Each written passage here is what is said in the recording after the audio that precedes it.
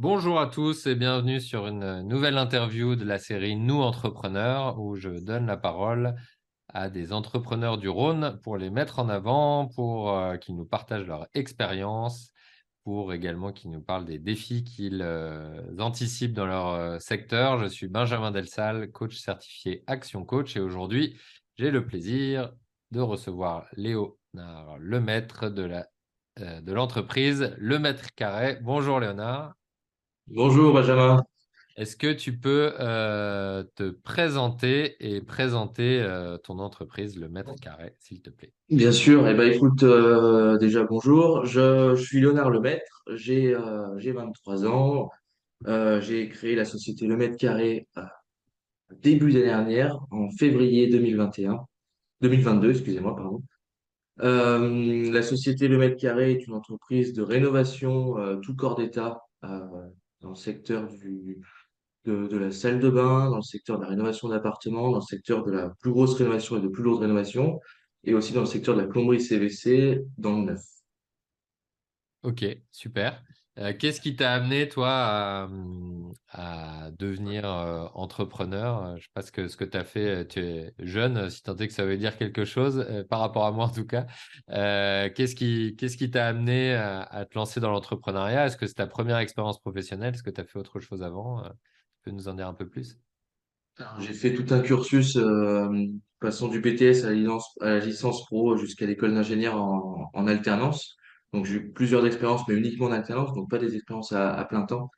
Moi, ce qui m'a poussé à devenir entrepreneur, c'est que en fait, j'ai toujours baigné dans ce monde-là. Mes parents, qui étaient eux-mêmes entrepreneurs, qui ont créé leur société, qui sont partis de rien.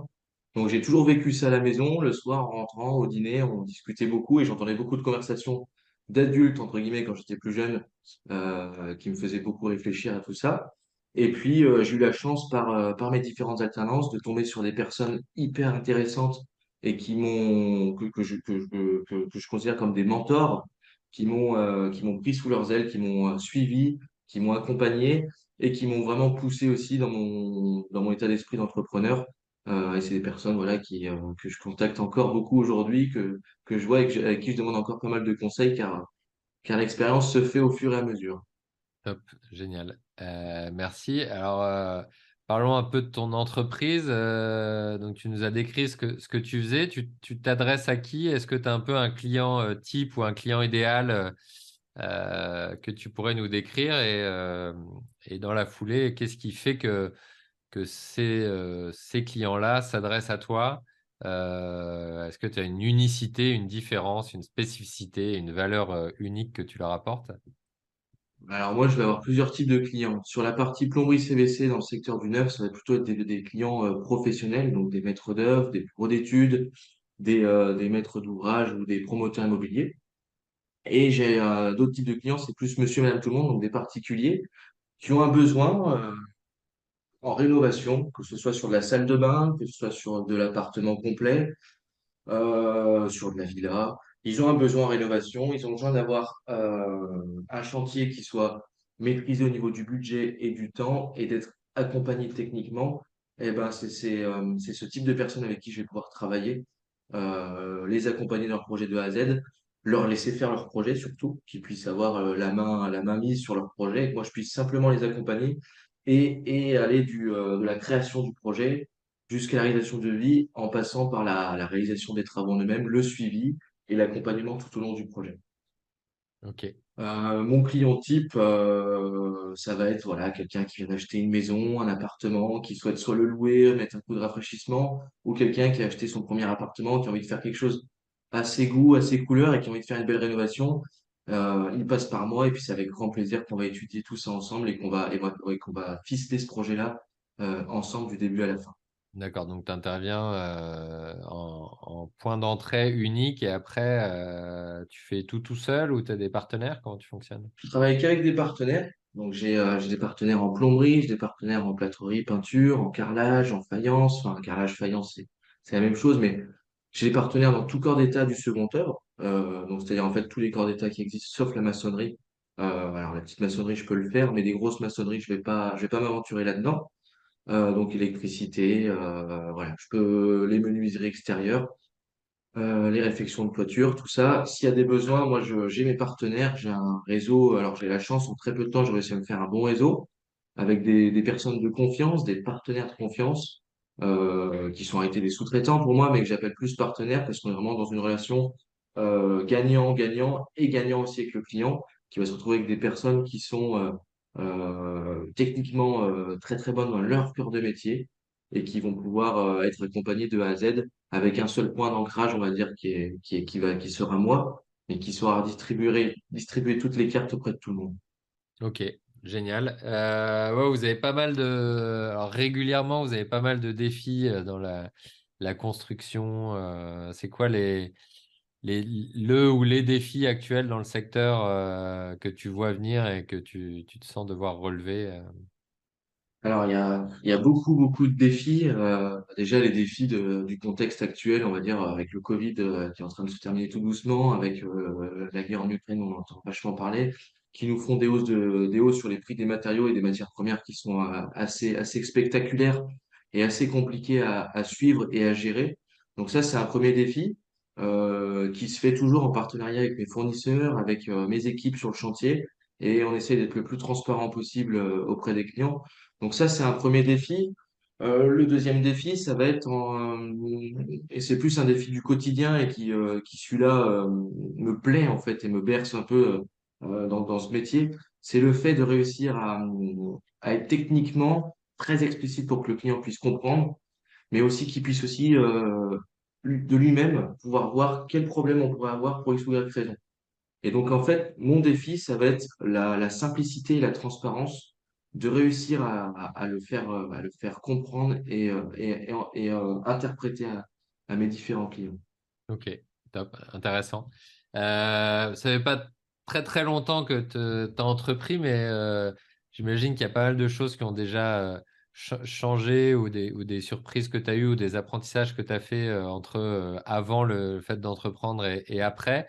Si tu te croisais là avant de te lancer dans ton aventure entrepreneuriale, qu'est-ce que tu te dirais? Que c'est une belle décision, que c'est bien d'avoir fait ça et que je le regrette pas et c'est chouette. Euh, Je pense pas que ce soit trop jeune. Je pense que c'est bien que je sois bien entouré tout de même. Et la force que j'ai et que j'avais dès le début et que je continue à avoir, c'est de pas hésiter à poser des questions à mes différents contacts, à mes différents collègues, à mes différents ou anciens collègues. C'est de continuer comme ça sur cette voie, continuer à entreprendre et continuer de faire ce partenariat avec mes différents sous-traitants et de les mettre eux aussi en valeur auprès de mes différents projets et clients. Et de continuer sur cette lancée-là et ne pas hésiter à le faire de plus en plus afin de faire toujours ce projet gagnant, gagnant, gagnant. Ouais, ah, génial. Il y a des compétences qui sont importantes dans ce que tu viens de dire, notamment le fait de, quelque part, une certaine humilité et un apprentissage en continu, le fait de savoir Tout à fait. s'entourer, le fait aussi d'avoir des partenaires pour augmenter de la valeur dans ce qu'on fait, mais aussi de savoir s'assurer que tout le monde s'y retrouve sur la longueur pour pouvoir bâtir des relations de long terme. Ouais, C'est, c'est ça. c'est top ce que tu décris avec ton expérience là, génial. Merci. Je te Euh, remercie. avec plaisir.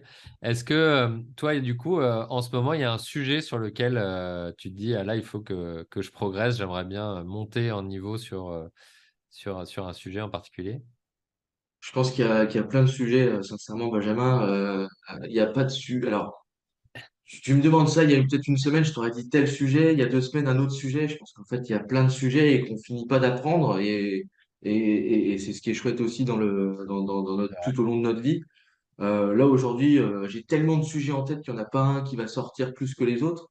Mais effectivement, oui, le sujet, bah, franchement, sincèrement, il y a tellement de choses à voir et à consolider que je ne saurais pas te dire exactement quel sujet en particulier, quoi. Ça marche. Alors, je vais te poser la question un petit peu différemment. Tu disais bah, que tu t'entourais, que tu restais ouvert sur ce que disaient les autres, que tu apprenais, que tu étais beaucoup à l'écoute, etc. Est-ce que tu as, d'autres moyens aussi de progresser? Est-ce que tu as, je sais pas, des livres, des médias, des personnes spécifiques, des podcasts que tu écoutes, que tu pourrais recommander à nos Alors, auditeurs? Excuse-moi, j'ai 5 livres sur la table de nuit à lire qui me paraissent hyper pertinents et que je prends jamais le temps de le faire. Et je pense que c'est une grossière erreur de ne pas le faire. Après, je vais essayer de me prendre des vacances d'ici peu pour me replonger un peu là-dedans. Non, par contre, ce que je fais beaucoup, c'est récemment, par exemple, tout ce qui est BNI, de rencontrer des personnes de divers horizons. Et en fait, je vais beaucoup discuter avec eux, beaucoup apprendre, beaucoup écouter, et pas simplement écouter, une écoute passive, ça va être vraiment une écoute active, en discutant, en lui présentant moi mes sensations, mes problèmes, et en fait, arriver à parler d'un souci, d'un projet, d'un sujet, j'en sais rien, et de trouver une solution ensemble. Et en fait, moi, ça me permet vachement d'évoluer. Et c'est vraiment les rencontres que je vais faire au quotidien. Et toutes les rencontres que je vais faire, en général, je vais leur apporter une importance pour pouvoir évoluer et apprendre de l'expérience de chacun. Excellent, génial. Une des dernières questions, on s'approche de la fin de l'interview. Est-ce que tu as une personne que tu aimerais entendre à ce micro dans la série Nous Entrepreneurs, soit pour le mettre en avant parce que tu estimes que c'est quelqu'un qui n'a pas assez de visibilité ou également quelqu'un qui serait intéressant pour nos auditeurs? Alors moi, j'ai deux entreprises. Allez, deux, Une vas-y. première entreprise que je trouve qui a pas été assez mise qui à mon goût pas assez mise en avant et qui fait un travail remarquable. Et je connais les deux gérants qui passent un temps fou sur leur projet, qui est un très beau projet. C'est Sunset Events. C'est une entreprise qui sont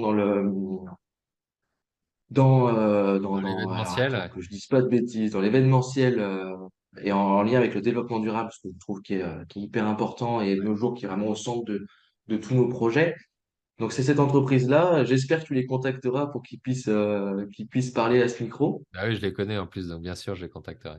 Bah super. Et j'ai une deuxième entreprise. Là, c'est plus du conseil pour les personnes qui vont nous écouter. C'est une société, donc c'est un bureau d'études tout corps d'État, eux aussi, dans la rénovation globale et performante de copropriété. C'est parce que moi, je me heurte à beaucoup de soucis, on va dire, en général, dans les rénovations, dans mes travaux. Et quand on veut rénover une copropriété, il faut vraiment être bien entouré. Et l'entreprise Cnova, qui est située à Villeurbanne, est l'entreprise qui, pour moi, à mon goût, saura très bien accompagner une copropriété pour faire de beaux travaux, de belles réalisations et des économies d'énergie, bien sûr, pour tous les copropriétaires. Excellent. Et donc je demanderai leurs coordonnées à la suite de cette interview. Justement, en parlant de coordonnées, bon, déjà merci d'avoir partagé ton expérience, ton enthousiasme et ton parcours d'entrepreneur. Comment est-ce que les personnes qui veulent travailler avec toi ou suivre ce que tu fais ou te recommander peuvent te contacter? C'est quoi les canaux que tu utilises? Eh ben déjà, merci à toi. C'est sympa de m'avoir invité sur ce micro, ça me fait plaisir. Là, aujourd'hui, c'est encore un petit peu, j'ai pas eu trop le temps de faire ce que je voulais. Je suis en train de créer mon site internet, donc il est en cours. Ça Bon, prend si un tu as peu de temps l'adresse, parce que, on la mettra en commentaire dans tous les cas. ouais, super. Donc c'est en train d'être réglé. Là, aujourd'hui, pour me contacter, bah, c'est soit sur mon téléphone pro, que tu mettras, à mon avis, Ouais. en commentaire et sur mon adresse mail qu'on mettra aussi en commentaire Très bien. sans aucun problème. Génial, parfait. Eh ben écoute, Voilà. merci beaucoup. Merci encore d'avoir partagé ton expérience. Merci à vous de nous avoir écoutés et à très bientôt sur Nous Entrepreneurs. Ciao. Merci Benjamin. Merci à tous. Avec plaisir. Ciao.